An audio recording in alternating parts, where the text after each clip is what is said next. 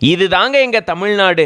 எம்மதமும் சம்மதம் அப்படின்ற மாதிரியும் மத நல்லிணக்கத்துக்கு எடுத்துக்காட்டா இங்க இஸ்லாமியர்கள் ஒன்று கூடி காளியம்மன் கோயில் மகா கும்பாபிஷேகத்துக்கு சீர்வரிசைகளை எடுத்துட்டு வந்திருக்கிறது பெரும் நிகழ்ச்சியை ஏற்படுத்தியிருக்கு. மத சார்பில்லாம பொதுமக்கள் எல்லாரும் ஒன்று கூடி காளியம்மன் கோயில் மகா கும்பாபிஷேக விழால கலந்துக்கிட்டாங்க.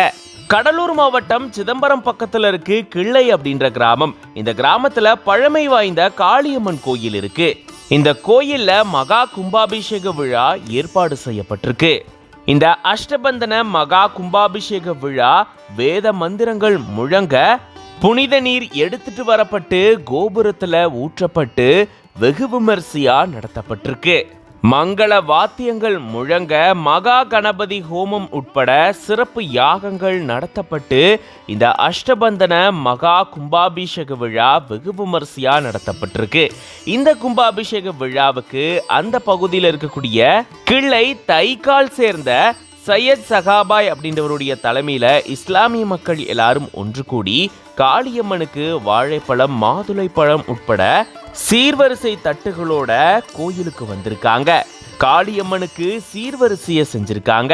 இப்படி இஸ்லாமிய மக்கள் காளியம்மன் கோயில் மகா கும்பாபிஷேக விழாவுக்கு சீர்வரிசைகளோட வந்திருக்கிறது பெரும் நிகழ்ச்சியை ஏற்படுத்தியிருக்கு.